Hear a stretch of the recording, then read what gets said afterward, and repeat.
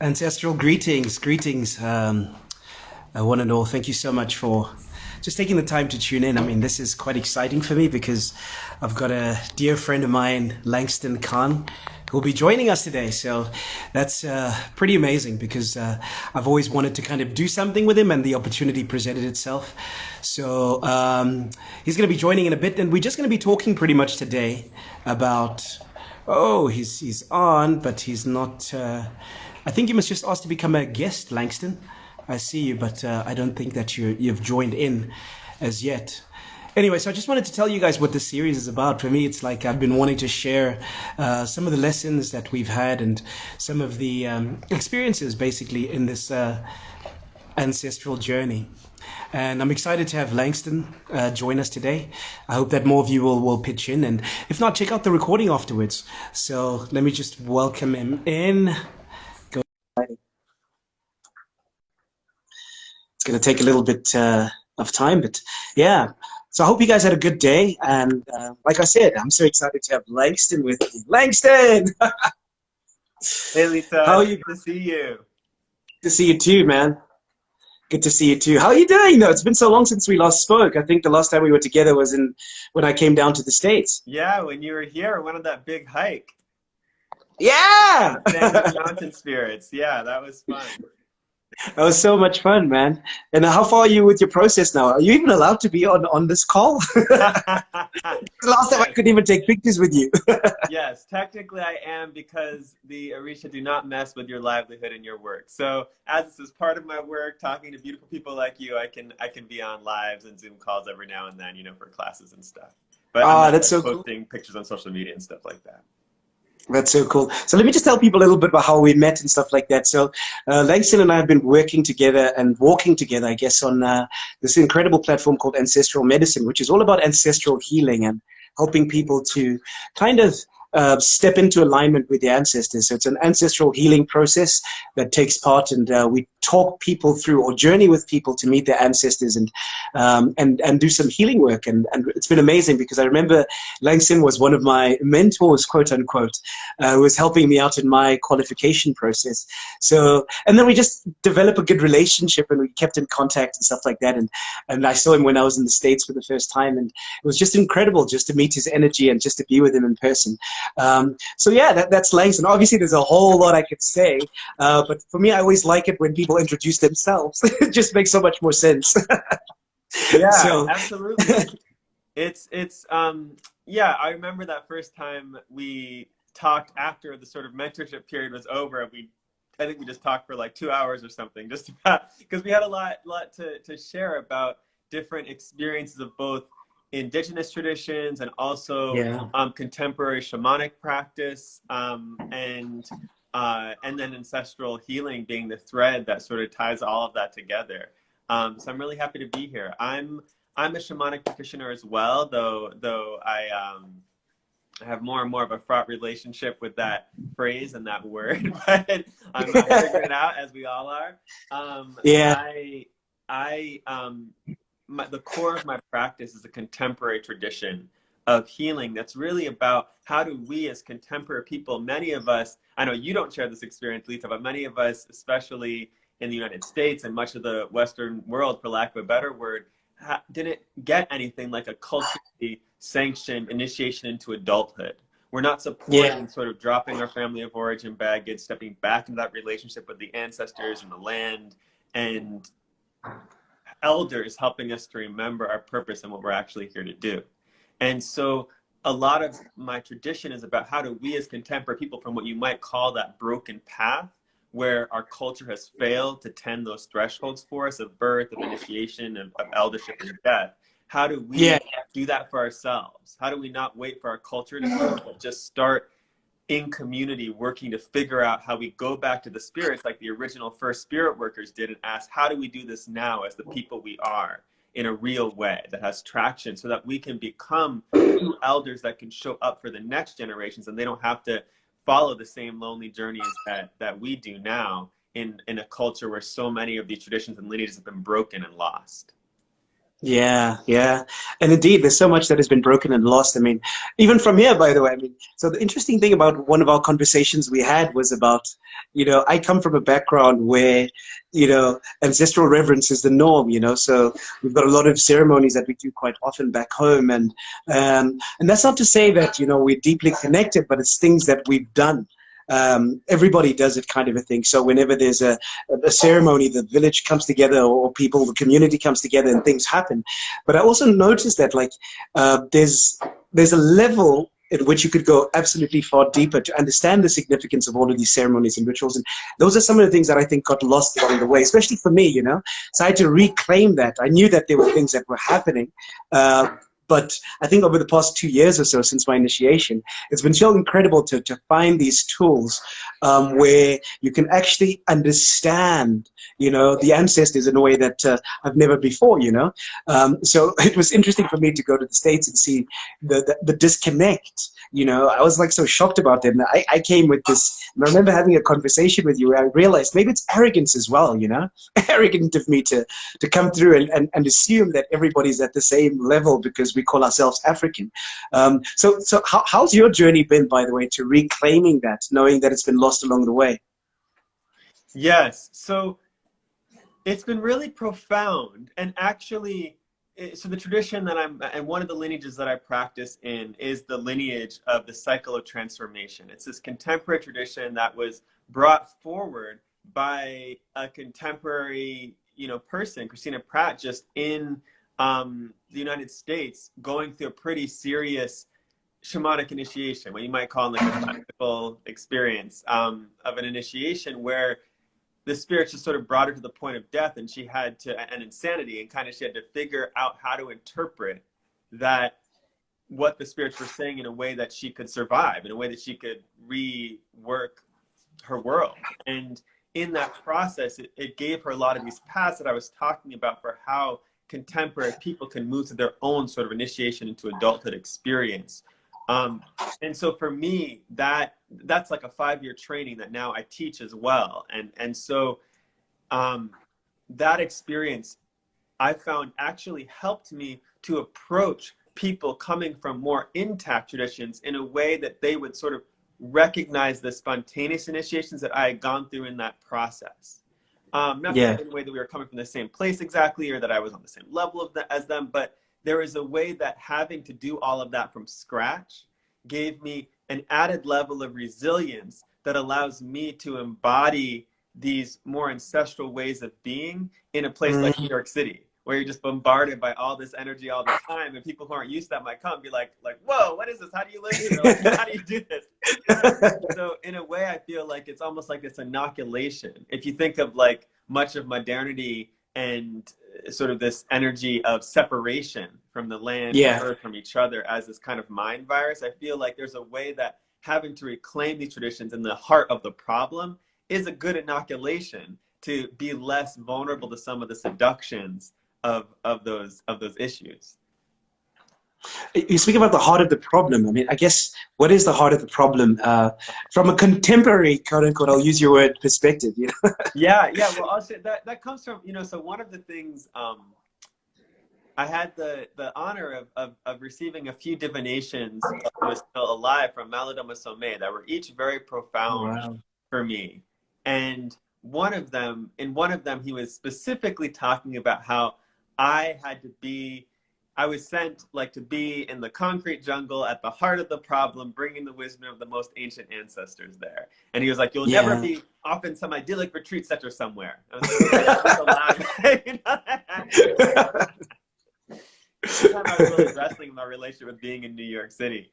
But what I come to understand is the heart of the problem is that the heart of the problem is, again, this lie of separation, this idea that we could ever not have our most central relationship be with the earth and the land that we are on, that we could ever walk in the world in a good way disconnected from our ancestors, that we could ever hope to really bring the full majesty of the unique genius that we came to this planet to bring without community holding it.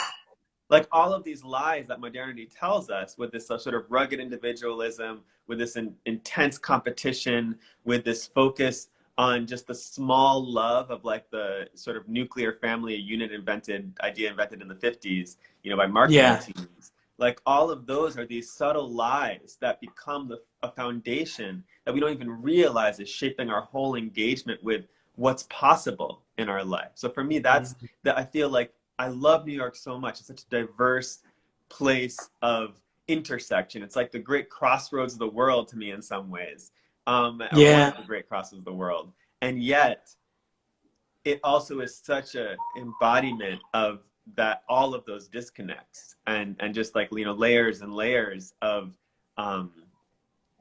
sort of the hubris of humanity thinking they can live in a way that's not connected.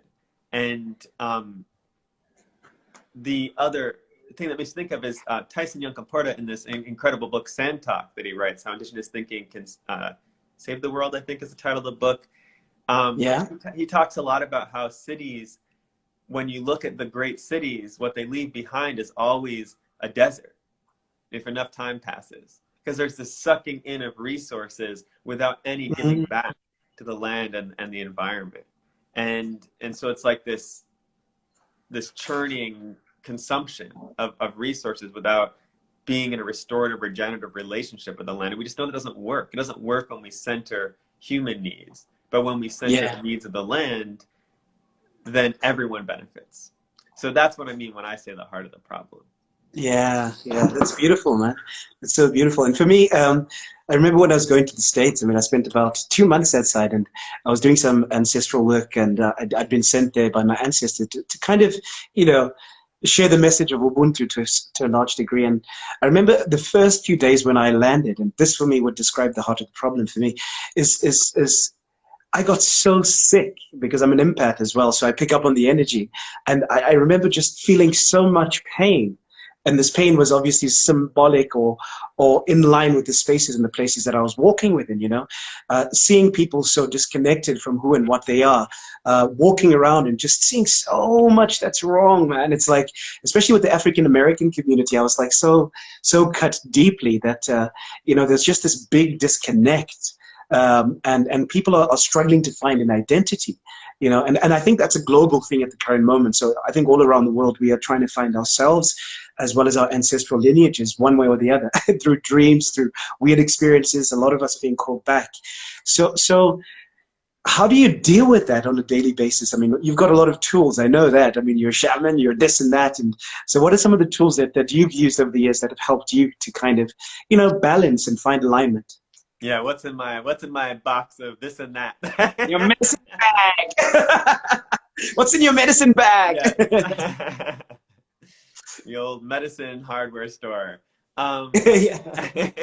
So I would say one of the first things is community for me, that I realized fairly early on in my practice. Like maybe I think I was about 27, like in the second year of my being part of my shamanic community. I was called into leadership in that community, and I really realized that it was worth sacrificing the time, the energy, and the really frustrating working with other humans, and, you know, trying to human together and not always seeing the same way, and things taking a really long time to get done, and stagnating, falling into shadows, having, you know, all that good human stuff.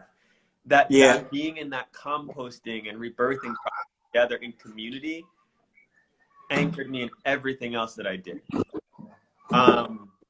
That when I was working to put myself in service to this vision that was larger than myself, that was larger than my small vision just for my personal life, I was able to show up to my life more fully, and more was pulled out of it. I was able to recognize more of who I am at my essence that I wouldn't have if I hadn't been put in a situation where more was being asked of me than I even wanted to give necessarily. Yeah, I need to feel that pull of community pulling out of me my gifts because it was needed, because it was necessary, and seeing the impact of my showing up or not showing up in real time, which is harder to do when we're like sort of in our own isolated bubbles.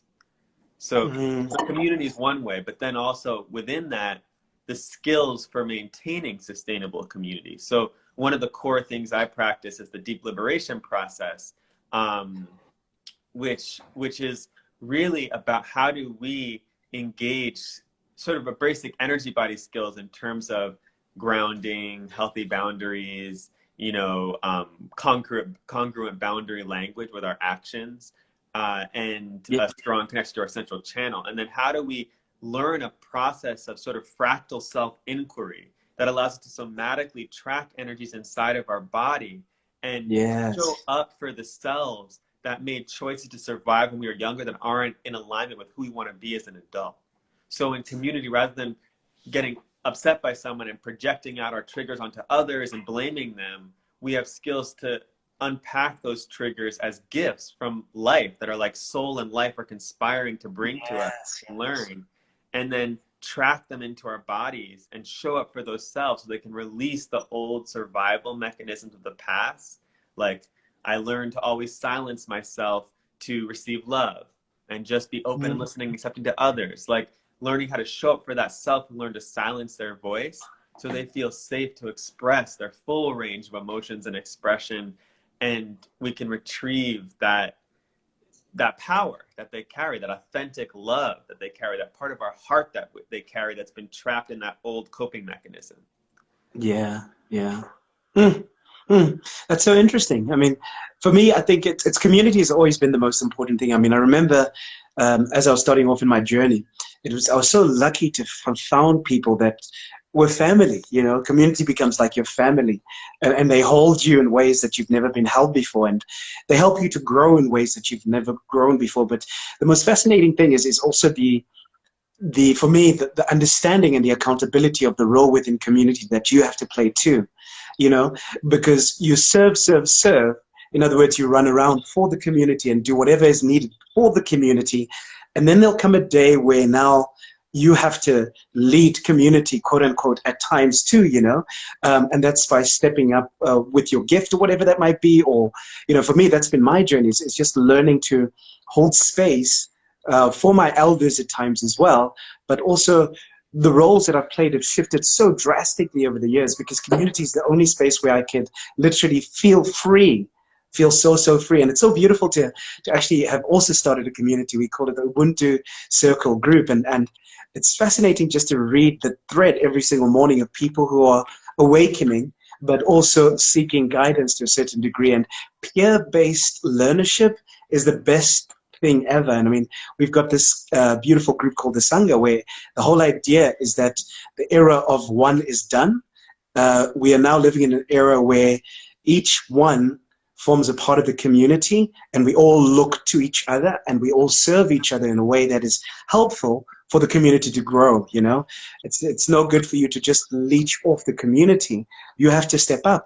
And that's how our ancients lived, you know, in harmony, because everybody knew their role. And because they knew their role, they were able to support each other in that way, which has always been amazing. And of course, then you learn the different ways of dealing with ancestors, which has been amazing for me, just to sit with these elders and also just learn, but at the same time, row up the elders within myself, you know, the ancients within myself, and speak out. You know, before I didn't have a voice, but now more than ever, I've got a voice, and it's heard and respected and honored, you know, because one of the greatest quotes that I heard from this great elder, he was like, you know, the challenge with most people is that they often see themselves as less than within the community. When the elders see you, they don't see you. They see your ancestors, and they see the power and what you bring. And it's their journey to help you to bring that out, you know, as an elder. So that was amazing for me. So anyway, I speak a lot, and there are many different tools. I'm more interested to find out, you know, how did you actually start? I mean, it's not like you woke up one day and decided to, hey, let me just follow spirit, you know. So were you pulled out of a situation? Did you have to go through a shamanic death, or what was your experience? Mm-hmm. That's a great question. And so first, I just want to pause to so appreciate what you're sharing, that phrase you used of riling up the elders within me. That's a beautiful phrase I think we can all benefit from. And I think in something in my community, one of the shadows that we had to work to transform again and again and again is what you're talking about, that moment when leader wants to move through you and you got to open to it and let it move through. And instead of it shunting off into like control or tyranny or total abdication of power, discipleship to some teacher or guru, like all these ways that can come out in these shadowy ways, but instead just to let it move through and just lead in that moment. And leading not as dominating or controlling, but as leading by example, just embodying what you want other people to be embodying in that moment to show the way. Yeah.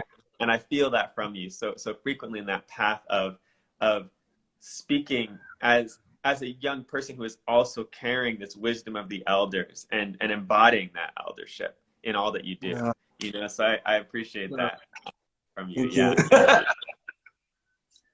you. Yeah. Thank you. So I'm interested still. I'm going to go back. Thank you for the compliment, but I'm still going to go back and ask you.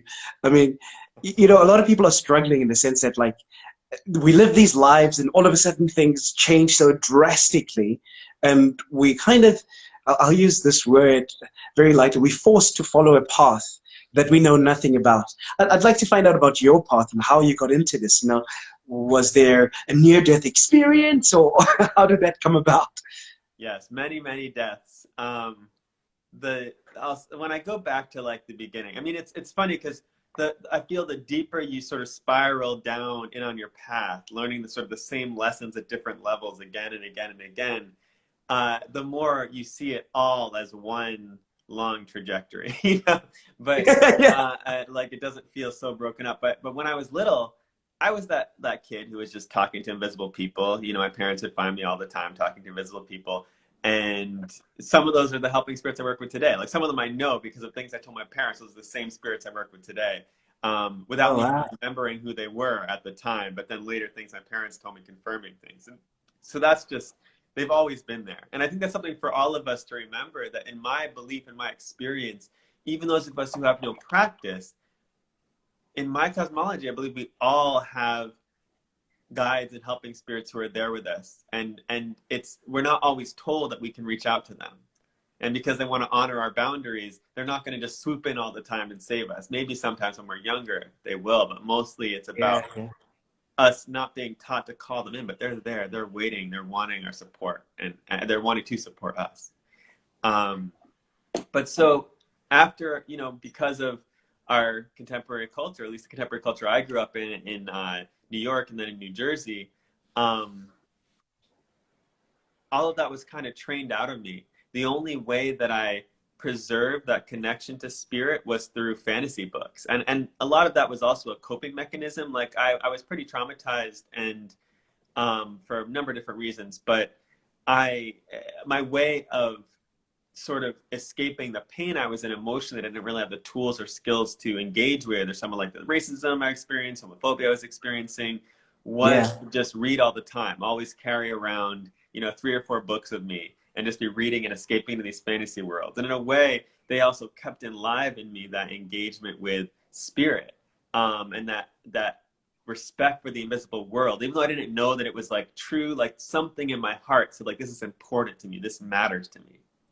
And I actually was first drawn to, like, for a while I was working in film and theater, and I was first drawn to theater and film because I was like, oh, this is a way I could live in those magical worlds. It's the closest thing possible to me, living in those magical worlds, to be in this sort of ritual make-believe spaces of theater and film, not realizing, or you could actually just live in the magical worlds all the time.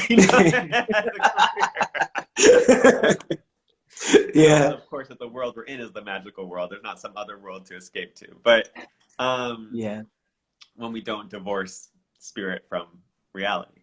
But so what happened was I graduated from film school and I was pretty sick. I was in the hospital like 3 or 4 times a year with these digestive issues I was having. I really wasn't able to like metabolize my life at that time in a way. And I was also struggling with other, like an autoimmune disorder. And I just had all sorts of emotional and mental issues that I was kind of barely aware of, because a lot of how my mental and emotional issues manifested was through chronic people pleasing, not having great boundaries, constantly just showing up as the good boy or good person, you know, in the world. So, which our culture rewards. So I knew I was in a lot of pain. I knew I was deeply disconnected from my emotional experience, but mostly others didn't see anything wrong with what I was doing. But I knew Yeah. that I was growing.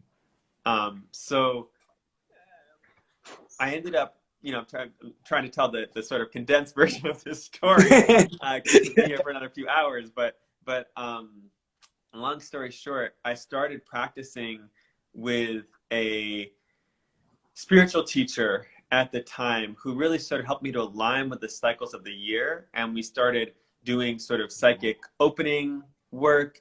And at the same time, my mother started teaching me a process she had learned called inner relationship focusing. It's a lot of learning to work with the felt sense in the body and bringing your compassion and curiosity to these stuck places inside you so that you Yes. can liberate your energy in service of the fullness of who you are and find forward movement and come back into alignment with that sort of living energy of the earth.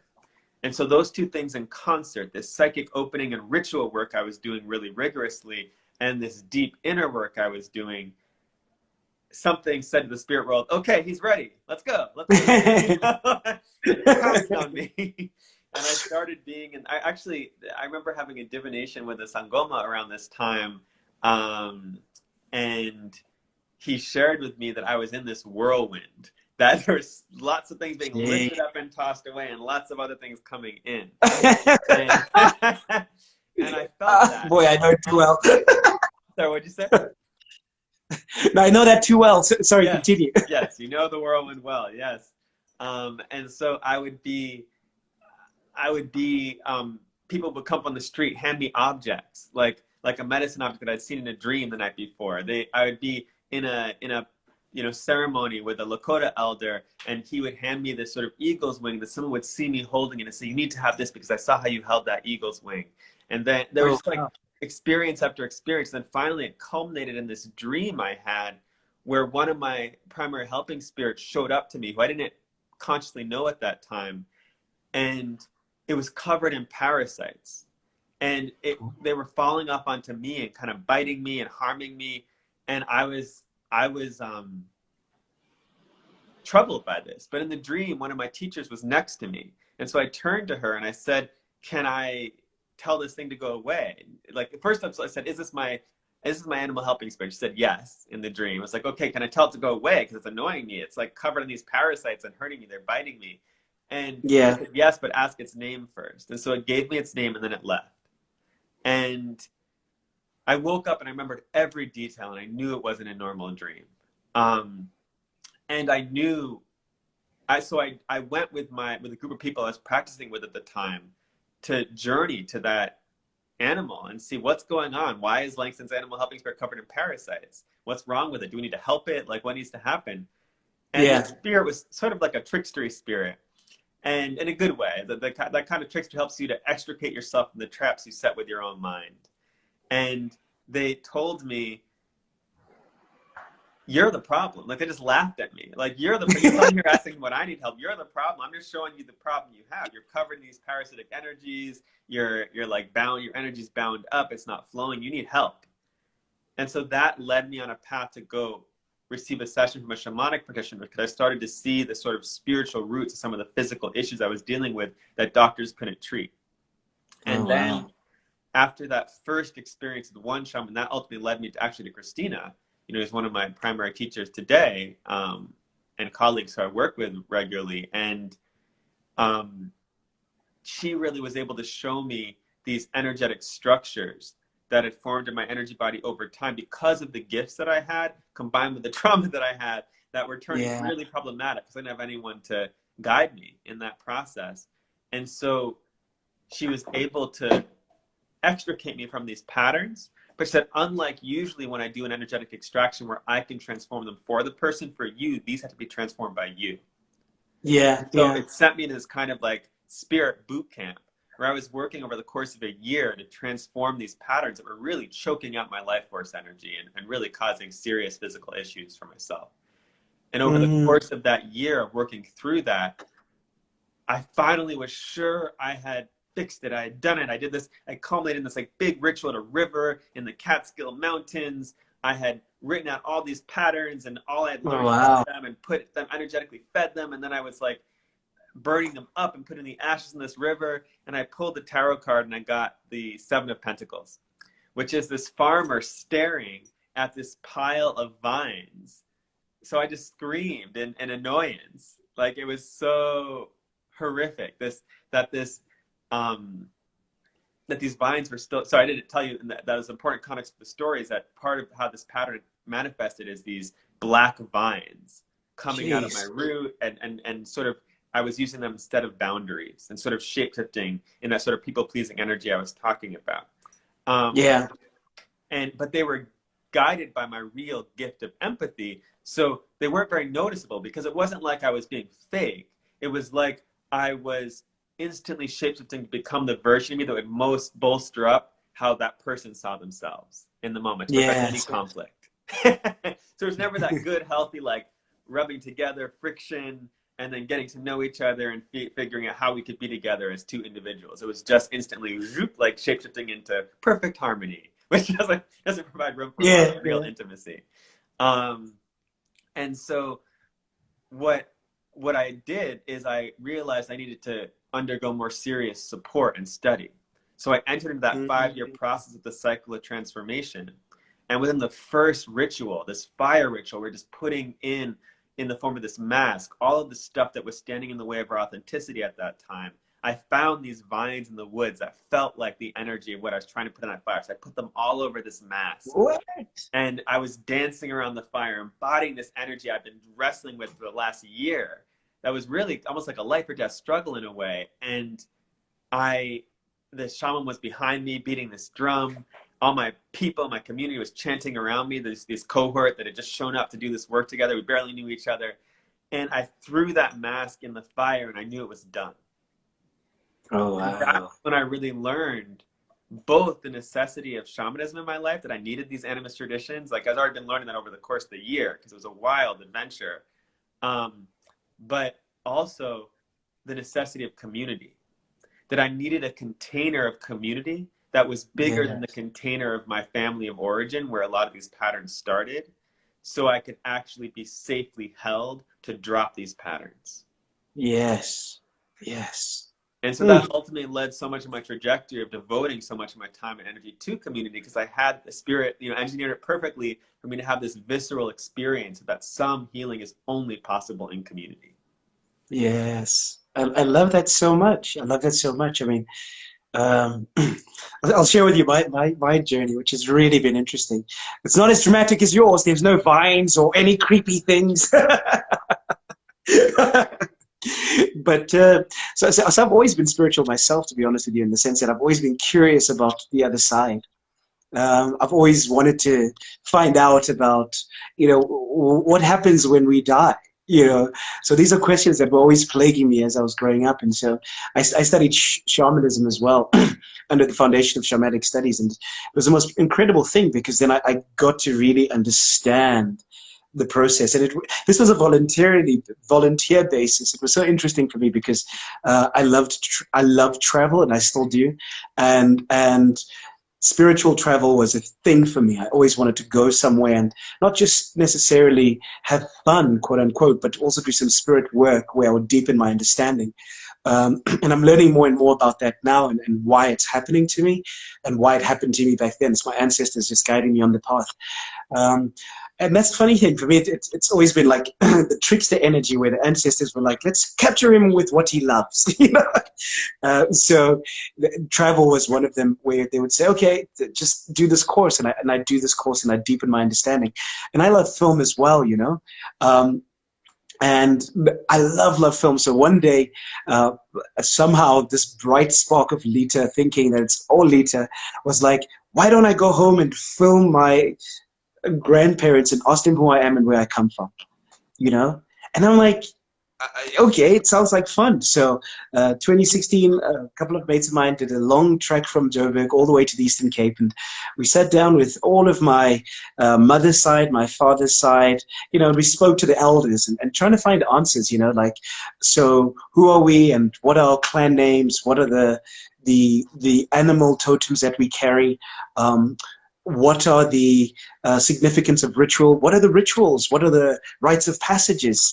So I literally had 100 questions for these guys, and I was just shooting them away and just constantly seeking. And at the time, I was thinking I'm just a filmmaker trying to put together a story. Little did I know that it's actually my first stage towards the initiation. They were trying to tell me to get to know myself, and at the end of that, it was the most incredible thing because a lot of those elders that I was interviewing have passed on, but I listened to their wisdom, and I was like, wow.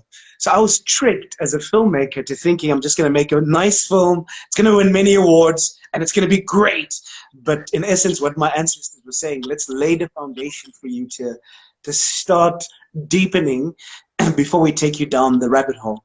And then a few years later, I was in ceremony, and I was sitting there, and, because I've done a lot of kind of mystical work as well, psychic work and learning how to be a better empath, reading auras, and all these different things that I've done. And then my ancestors came to me quite often and started to speak to me and say, the funny thing about you is that you've traveled all over and learned so much about spirit from all these different places, but you know nothing about us, and that's when it hit home. So just bringing the spicy language. Yeah. It hit home so badly. And it was like, and the worst thing is he even went on to say, what, is it because we don't have fancy feathers and like beads? Because we could put that on if you want. And then I was like, no, let's just talk, And I remember this quite an awesome guy, one of my grandfathers, I think it was from my father's side. And we sat down and he was like, well, soon you'll have to kind of take up our path, and I didn't know what that meant at that time, and then as it so happened, a couple of months later, everything started to fall apart, all of the things that I was attached to. And of course, this is a highly condensed version of the story. All of the things that I was attached to, I lost them all. It was the most painful experience of my life. And that was the turning point for me, where I was like, I've got two options. I could fight for all of this worldly things that I've identified myself with, or surrender and just allow my ancestors and spirits and my guides to just take over my life, and to a certain degree, And when that happened, I went straight into initiation and I became a Sangoma. And it was hard, man. It was the hardest, probably 5 months. I think we spent about 5 months every single day just learning different ways of connecting with them, understanding them. And what's nice is that, my ancestors allowed me to learn all of these other tools, like how to become a shamanic practitioner and journey to spirit and do all this healing. And at some point they were like, let's focus specifically in this chapter of your life on the ancestors. Leave the rest and let's just dial down in on this. So that's been my journey ever since then, but it's like the hardest thing for me was detachment from everything. Like I had to let everything go. And I had to lose it all just to gain it all, It doesn't feel like I've gained it all still, because I don't have my nice house and my fancy car anymore. They took away my money, man. Don't take away my money. And my business and everything, So, but it was all worth it, because somehow you begin to realize the importance of the calling and finding ancestral alignment. You need to find a way of really realigning yourself back. Come back home, because you're incarnated into this world for a specific reason. And they ask you to step up, and then they ask you, and then they ask you, and you don't listen. They ask you, then you don't listen. And eventually it's like, okay, we'll make him listen. Let's take away everything that he loves. I make it. Make it sound so bad, but you gotta laugh at these things sometimes, because it's really, really interesting. That the moment of surrender and the moment of detachment is probably the space of true bliss. It's for me. I swim in that space now, where I'm like, I'm not attached to anything. It's just me, and my people. and the It's guidance I always get. like there's this feeling before the death of all this fear and all these excuses and all these reasons we can't let that thing go. And then after the killing of the thing, whatever it is, or the many things that we need to let release to it, just it generally, like you said, it feels good. Surrender feels good. It's the before the surrender that gets us so messed up. I feel like, yeah. Right. And then, but the nice thing is, like, once you develop, and this is for me been one of the greatest blessings, is once you develop a good relationship with your guides and your ancestors, oh man, it's just everything opens up. Everything becomes easeful and blissful. Uh, I don't know if that's always been my experience. no, Yeah.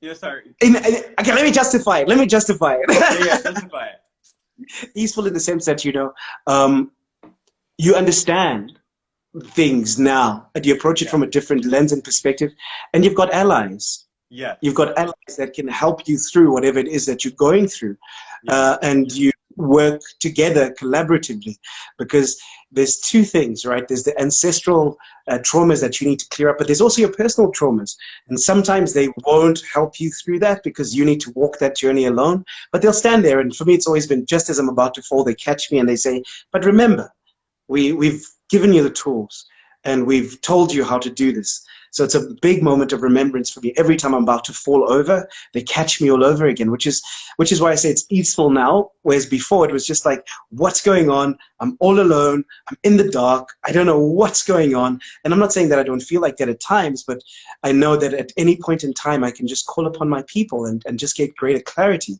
I can journey into the problem and face it and understand that maybe this is an ancestral thing, or it's my own personal thing, which is so empowering, from the space of disempowerment to the space of empowerment. That shift is so big, because you approach things from a different lens. And challenges will occur, but it's just so much fluid for me. I'm like, yeah, I love the fact that, okay, cool. So am I acting from a space of disempowerment or empowerment? And am I tapping into the resources that I have available for me or not? Yeah. Yes, absolutely. I agree with that 100%. And I think when my initial resistance to what you said was, yeah, you're like, no, it's not easy. some people can, I think, interpret that, like you said, like that the thing that gets thrown around, like if you're in your purpose or if you're following your bliss, everything is smooth and easy. And my experience is the things that matter the most to me have not been easy. There's a difference between like the challenge and difficulty of like efforting something when it's not right for you and you just need to let it go. But then there's another kind of challenge to show up every day to the world in the state the world currently is, and the state humanity is currently in, bringing that openness of heart, bringing that connection to the ancestors, bringing that wisdom of how things could be, and holding that vision with the current reality we're actually in, and the challenge, the difficulty, and the pain of that as we work to show up. So for me, it hasn't been easy on a personal level or a like more like bigger work in the world collective level, but it has been what you said. Like I feel a baseline of joy in what I do in my life, and a baseline of ease in terms of always knowing that my life isn't meaningless, that life is constantly talking to me, that I can talk to life, that when things are feeling really hard, it's probably because I have chosen to disconnect in some way. And if I'm willing to resource myself in that moment through those relationships I've worked hard to cultivate, then I can find that joy and ease again. And it's not always present. It's not always easy to find it, but it is.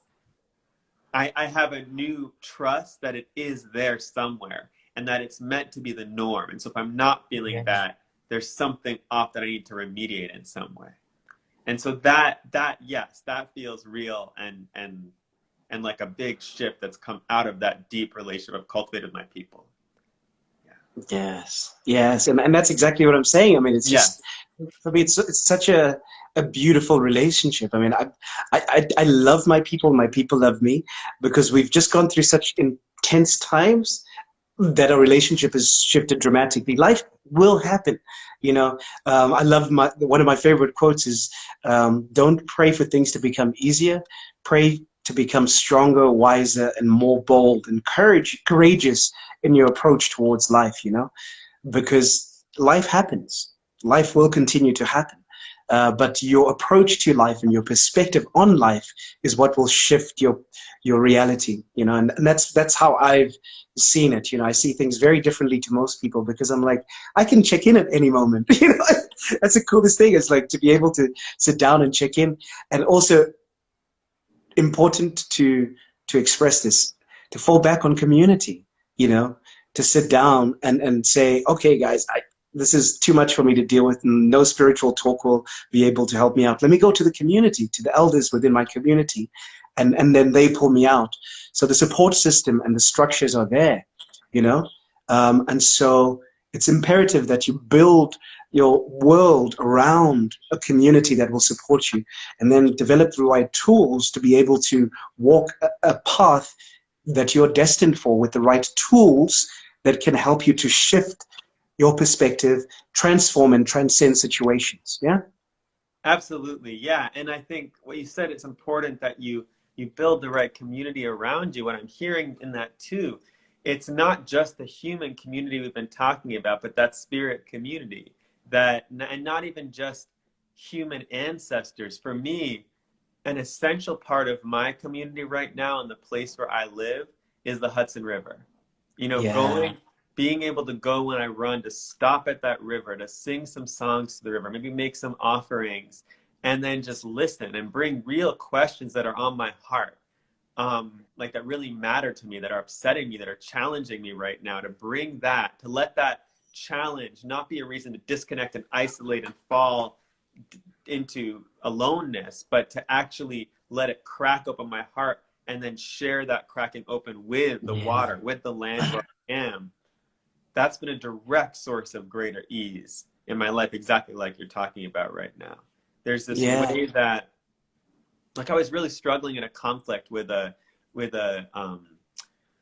friend and some community members recently, and where there was just different ways that we had ideas about how to move forward.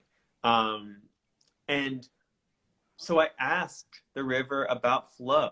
Tell me about flow. Help me to understand flow in relationship. Because right now I'm just feeling really stuck around this. We're just like at loggerheads kind of. And there's so much wisdom that came through, where there was this guidance around tending these deeper currents, like not getting lost in the waves that were above, but the currents that are moving the waves, and tending my Yeah. own current in a different way from the first moment I wake up in my day, not just rushing into the onslaught of social media that we're all on right now, you know, talking about life, but actually giving myself space and time and quiet to feel, where is my current this day, and what does it need to quietly tend it, and where is it quietly guiding me towards?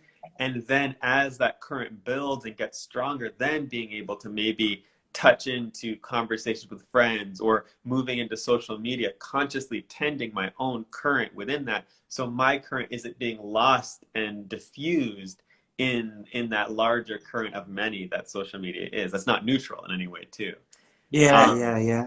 but that simple guidance from water, just that basic lesson of water, of tending to these deeper currents, completely shifted that community work and allowed flow to happen where there wasn't flow, and also allowed me to actually enjoy getting up in the morning and not feel like, I just want to stay in bed for another hour because life is Yes. terrible, you know? Which I've been feeling, you know, some days I feel. And so there is this way that bringing that struggle to the land as community opened me up to a sense of belonging that was just waiting for me, that was already here, but that was waiting for me to be conscious of it and feel that belonging. And that allows everything else in my life to start flowing again. Absolutely. Absolutely. We've been talking for some time. Maybe we should just put it out there. If anyone's got a question for Langston or myself, for that matter, we'd love to answer you. Feel free to drop a question on the DMs or whatever, you know, and we'll respond accordingly. I had a couple of questions from somewhere else. If nobody else wants to ask a question, that I was definitely going to look into asking you, Langston. So I'm just going to give it a moment to see if anyone would like to ask a question who's live with us. By the way, thank you so much for joining us. It's a deep, deep, deep privilege and an honor to kind of share our stories, because these are stories that Langston and myself have shared many, many a times. And so it's actually the first time where we've garnered the strength to share it with others. You know? So thank you so much for being here, and we appreciate you for connecting with us and listening to us for so long. So yeah, so let's have a couple of questions come in. Did you see that LinkedIn?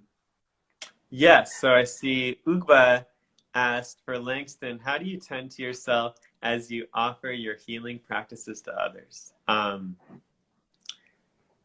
So that's different every day, honestly. I mean, there's a lot of protocol I might engage just in terms of basic levels of cleansing and protection and prayer that allow me to show up to others. But in terms of my own resource, right now, my practice involves waking up, doing a sexual cultivation practice that comes from some of the Taoist lineages I'm part of. That's just a way of sort of bringing my desire to the surface and then refunding it. So it's like I'm, again, tending that current, connecting myself to my own pool of desire. I'm a very watery person, so that helps me kind of bring in a little bit of fire, but also kind of consolidate my energy out of the dream world. And then I move out of that practice, you know, into a Qigong practice, which is, depending on the day, it might be a different practice. A lot of times it's a specific Qigong form that helps me to reconnect with my purpose, with my Ori, with that sense of my good destiny, and really align all of me, and listen to all of my organs and what they have to say in my body about that destiny today, and bring everyone onto one team, one vision, one goal, and move forward. There's like a brief altar practice that might be, you know, on some days it's really long and drawn out, like 25 minutes. Other days it's just a quick, like 5-minute prayer to my ancestors, prayer to the earth and the land where I'm on, prayer to the force of true love in the universe, and prayer to just the other holy powers and helping spirits that walk with me. And that's that basic tending. And then I'll have breakfast, and often I'll share a little of my breakfast with my ancestors and with the earth.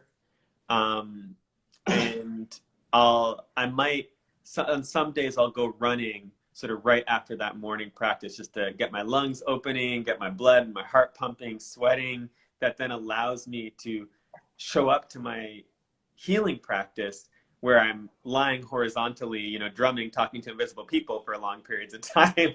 I need that really intense physical exercise so that I can move into that deep yin state and stay in it and not feel so restless in my body. Yeah, so that's like one way I resource myself as I'm showing up to my work. Yeah. So Langston, I must let you guys know, Langston is one of the most disciplined person I've ever met. It's like, his discipline is on the level. So when he said he does these practices, I'm like, dude, that's amazing. That's amazing, you know. So I mean, it really just comes out of necessity. It's like I'm a mess. If I don't have these practices, I'll move in a half and out of dreams throughout my day. And I'm a double Pisces, so I'm already half in the spirit world. You know, I'll just be like floating around, you know, talking to visible people, not getting anything done, not having any traction. So those are like the fire and the earth I need in my morning, just to root me and focus me with my intention. Yeah. So what's been interesting for me is finding a ritual. So I've struggled for the past, since my initiation. It's just been really, because before I was initiated, I used to do all these things, wake up in the morning and meditate and pray and patha and, you know, be clear about my day and just bring spirit into it, you know, the 3 layers, which is the body, mind, and the spirit. I used to be so conscious about that. And then that stopped for some time. It was almost as if I was trying to realign and readjust my entire space. But one thing that I've got so far, you know, is, you know, don't be so formal, you know. For me, that's been a big thing. It's like just having a conversation with your ancestors in the morning is great, and just inviting them into your day and inviting them into your life. You know, if I've got a big meeting, I just be like, yo guys, you know, I'm just about to go into the meeting now, so you better sweep the way so that when I get there, it's all done and it's done deal. May there be a blessed experience, and may I add value in whatever way, you know. In the morning before I leave, I say, hey, I'm just about to go to so and such a place. So it's a relationship, you know, and trying to take away the formality of it all, where it's before it was like so strict, but now it's so relational. So I've been trying to cultivate a more relational way of dealing with spirit, where I can still do the things that I'm doing, but be like, okay, so now we're going to go grab some water. Do you guys want some? No? Okay, cool. I'll have some on your behalf. You know, whatever it might be. So it's more like they're right here, because they are right here all the time. And a conversational thing where it's not so formal. Oh my goodness, I used to get so pissed off with myself for just trying so hard and it didn't feel right. And you know, now I feel so comfortable in knowing that I can just speak. And when I speak, my mind is that's why I used to love COVID with the masks, because oh boy, we used to have gang conversations, you know. It's like boardroom meetings. And the nice thing is the mask would cover it up so no one would see. But now I don't have masks anymore, so I'm having to talk to myself like gang in the streets. So everybody looks at me, is it crazy? And I'm having a conversation with my ancestors. I'm like, guys, so we're just about to get to this place. This is what's happening. Oh yeah, dinner, by the way. We're just about to drive to this place. I remember the last time I had this. Did you like that, by the way? You know, I just have conversations the whole time. You know, and it's so beautiful to build such a seamless relationship that's honest and authentic. And of course, the importance that they've been taking me back to is the physical aspect, because what happens is that your energy can only hold better when you take care of yourself. You know, it's like the frequency and the vibration of expansion is so large that once you step into that space, you have to have physical capacities to maintain it. Otherwise, you'll wear yourself out, you know. And so it's interesting, they've been forcing me now to kind of do a little bit of yoga and stretching, so that as they expand within me, I can physically be able to hold that space vibrationally, you know. So it's really interesting for me. I love the idea of informality and breaking away from the seriousness of it all, you know. Just making it light. Absolutely. I love that. Yeah. Yeah. And that actually ties in. Someone was asking a question about the offerings I bring to the river and the significance of them. And I'll just say briefly, for me, with that informality, you know, in my formal practice, a lot of times a baseline offering I might bring to water is gold. And often this is like gold leafing, like a little bit of gold leafing that I'll blow in the river. And that comes out of my lineage of the cycle teachings. And just this idea that we've taken so much from the river. We've taken so much gold from water. And so it's a way of giving back, of making that gesture of giving back, but also calling in that energy of purification, of radiance, you know, with that gold. But for me, recently, I haven't been bringing a lot of, and there's all sorts of offerings I might make of bodies of water. I make offerings of bodies of water all the time, and it really depends more on the day and what I'm needing to be in right relationship with water. It's not about what water's needing, it's about what do I need to be in right relationship with the spirit of water. And so that's often what defines the offerings I'm making. But lately it's just been songs. It's like, I'll be running, so I won't want to carry a bunch of offerings with me, but I'll just give my voice. I'll ask the river, what kind of song do you want today? I'll listen in, feel like what the tonality is, the emotion today, and I'll just sing. And then I'll ask my question to the river, I'll listen to the answer, I'll write it down maybe, or type it on my phone, and then I'll sing again, and then I'll close it. And it's as simple as that. It's like, I love what you're saying about informality, because we don't have to make these things more complex than they are. Just that stopping, pausing, relating, and consciously offering something from our heart is often more than enough to open up a flow of vast energy and power that's been waiting for a human to pay attention enough to bring it through. Yes. And you know, one of my favorite elders, I mean, Mandaza, I think he is this great Zimbabwean elder. And, you know, he said something to me that stuck out so much, and I practice it till this day. Is like, if anything, make yourself the offering. Yeah. You know, sometimes you don't need these trinkets that we become so accustomed to, you know. We become so, but the greatest offering is you know, beyond these things that we bring. And that stuck with me so much, because when I was traveling, as you know, like airports and limitation to certain things, I had to learn to become the medicine and offer the rivers myself and the medicine that I carry, you know, and because I didn't have any mbepo, I didn't have any snuff, I didn't have all of my things, and I was freaking Yeah. out. I didn't have my coins, Your I didn't fun have even my Sagoma food. gear. Yeah, I didn't have any of my Sangoma gear, so I was like, what am I gonna do? You know? And it was such a beautiful journey back home, because the essence of who and what we are is more important than what we bring, quote unquote, because we put so much value and meaning to all of these things. But offer yourself, your heart, offer. It was such a profound thing. And when I started to do that, the medicine started to come back. Then I met elders who would just gift me and with all these things. But until that point where I surrendered completely to the idea that I am the offering, and I will use my voice just to sing to you.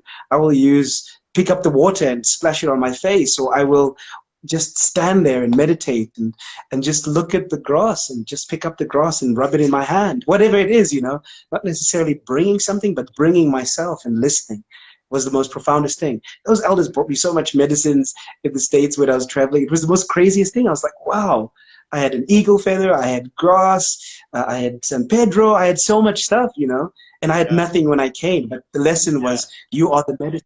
And that's what You're they were open trying to to those teach me. gifts wanting to flow to you and through you. Yeah, that's beautiful.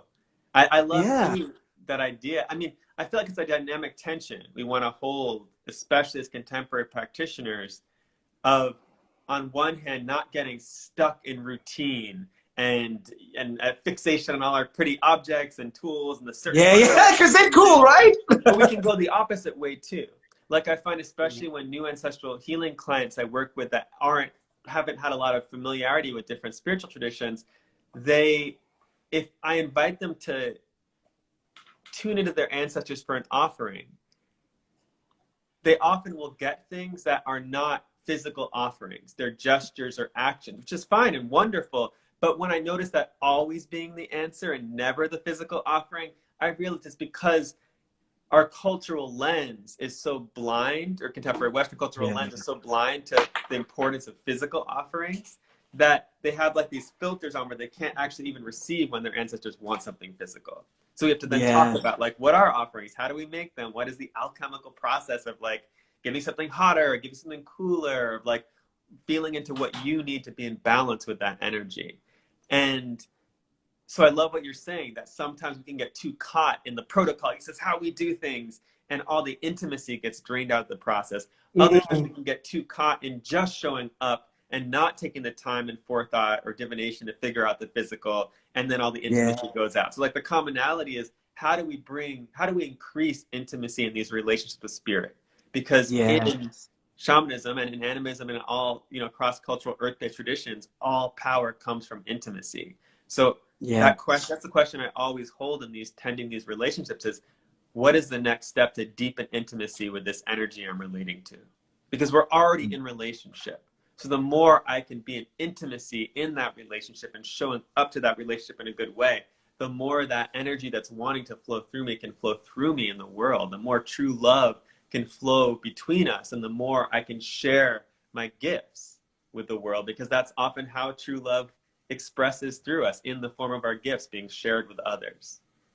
yes, yes. No, it is a divine balance. And for me, I think the most important thing is learning to listen, you know, and sitting in silence. And before I go anywhere, I often sit and ask, what is the gift that I may bring, you know? Sometimes it's nothing, sometimes it's something. And even when I get there, it's the funniest thing. Sometimes I have all these gifts and somehow they get left behind, you know, because that was not what was meant to be received by the spirits of that land or the spirits of that place. And it's all about building relationships to the point where you can have those conversations. For me, it's been interesting to just go to different spaces and listen and tune into the frequency, because listening is so important, because you might bring something, but actually what's needed is something else, or nothing, or just your presence. Just sit with me, you know. I've been to spaces where it's like, oh, we've got all these things. Oh, we didn't bring this. We didn't bring this. And all the spirits were saying was, sit with us. You know, I remember one of my elders speaking these words saying, you know, how long has it been since someone just sat and did nothing and just communed with us? Sometimes the spirit miss us too, They just miss our presence. They just miss us sitting with them, which is why whenever you go to these sacred sites, sometimes time doesn't seem to exist. It's just like you just build this beautiful bond in this relationship. So it's really interesting finding that dynamic balance. And I like that. Both are very important, but for me, listening and tuning in is more important than anything else. Because then you'll know what to bring and how to bring it. Yes, yes, absolutely. But we've been going on for quite a bit, brother. I'm sure you got quite a busy day. I actually wanted to ask you, what are some of the projects that you're working on that perhaps you'd like to let people know about, and how can people get a hold of you? I mean, you've written a whole book. He's an author, this guy. Yeah, people can check out my book. They can find that out through my website, langstonkahn.com, and you can see that through my, the link in my Insta bio. And the next big offering I firmly have on the calendar is that in February, I'm going to be teaching the next round of Energy Body Mastery, which is a class I teach every year. That's one of my favorite classes to teach. It's really about how do we cultivate deep skills for grounding, healthy boundaries, a clear central channel, and then self-inquiry. So learning to show up for those selves caught in those old patterns of survival that I talked about earlier today, in a way that allows us to show up with our full authentic energy. And it's a skill set that isn't just basic. It is foundational, but it will meet you wherever you are in your process, and it will give you a tool set that is fractal. So as you grow and evolve, these tools can grow and evolve with you and teach you how do you relate to life as a teacher to constantly be upgrading your ego and your ability to show up in the world in a way that you can do what you are here to do and share your unique, authentic gifts. So I'm going to be, and it's also held in community. If you take the class once, you can retake it as many times as you want. There's a community of students who taught it for, I think, 6 or 7 years now. So it's a community of students who've practiced it that help others coming in, to continue to learn and master the teachings and practice together. So that's the next thing. I'm having a few other things that I'm excited about as well, but that I'm not really prepared to announce yet. So thanks for You see, that's important. I mean, the nice thing about this is that when you find the right kind of spaces and community where you share your gifts and your offerings, you feel at home. So it's important that we kind of support each other in whatever way that we're doing. So I'm also kind of working on this awesome project that I just wanted to share with everyone, is the foundations of ancestral reverence. Coming from a South African perspective, they've learned quite a lot around, ancestral reverence, but also like, how do we break this hold of, it has to be done like this, and how do we build better relationships? So when I was growing up, there was a lot of fear around the ancestors, quite a lot, because if we didn't do this, then they would punish us. If we didn't listen, something would happen. So it's just breaking that stereotypical viewpoint and learning the basics of how to approach the ancestors in a more informal way, but also with the greatest amount of respect and reverence towards them. Pretty excited about that course that I've been working on, and going to be sharing with everybody soon. But yeah, let's continue sharing. That's the most important thing. And I hope wherever you are and whatever you're doing, find a space that will make you feel like you found a community where you belong. If it's not Langston's community, if it's not my community, just find the right people that encourage you to take the right steps on your spiritual journey. Yeah, and if you're interested in ancestral healing, I really encourage you to take Lita's course. I just think you bring a depth of practice and experience that bridges an understanding of what it is to be held in a context that has its own lineage and cosmology and wholeness, and what it is to be someone navigating this strange contemporary spiritual scene where there's so much rootlessness and so much need to go back to source and ask, how do we do this in the strange times that we're in? So I really feel you carry that dynamic balance of the traditional and the innovative in all that you do. So yeah, I'm excited for people to learn from you. Oh, thank you. Well, Bosiko? What's is it Bosiko? You're told that my ancestors are angry with me? What's up with that? What does that mean?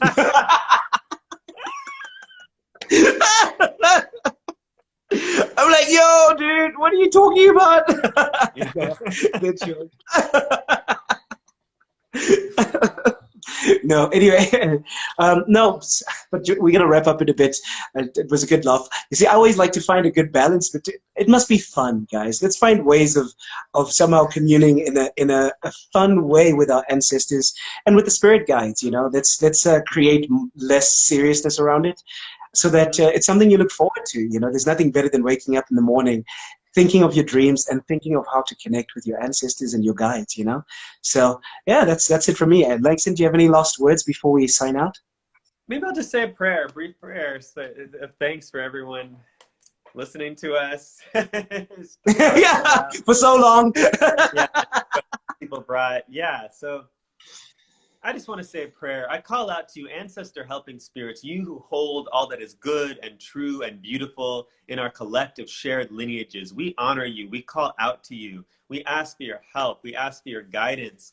We ask you to walk with us through our day. Help us to feel deeply rooted in the earth, in the land where we are as we move through our day. Help us when we feel stuck, when we feel disconnected, when we feel big emotions that we don't know if we have the container to express, to remember that we can lean into that container of vast love that is holding us always. Remind your grandchildren, ancestors, of that love they are always plugged into, and they just need to make themselves conscious of. Help send them the signs and synchronicities and little bits of magic that will help them and support them in awakening to the power that they are and feeling resource in bringing their medicine to the people in ways small and big as they move throughout their day.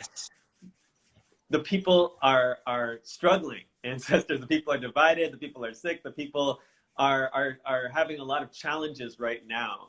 So we ask for your support. We ask you to look upon us and bring your medicine of flow. Bring your medicine of abundance. Bring your medicine of that deep abiding wisdom that reminds us how to be good to each other, how to tend our relationships well, so that our relationships can be our resource and our well. We honor you and we thank you. Please be here now and guide us to move through our day. Ashe. Ashe, ashe, ashe. Brother, thank you so much, man. It's always a privilege and an honor just to be in your presence. Your people are beautiful, and so are you. Yes, Have a beautiful likewise, Lita. It's so good to be with you. Thank you for having this talk with me. Yeah, I really appreciate it. We got to do it again, though, sometime. Absolutely. Yeah? Let's do it. Yes, soon. All right. Awesome, brother. Thank you so much. Cheers. Thank you so much, everyone. Have a good one. Bye. I got to figure out how to end it.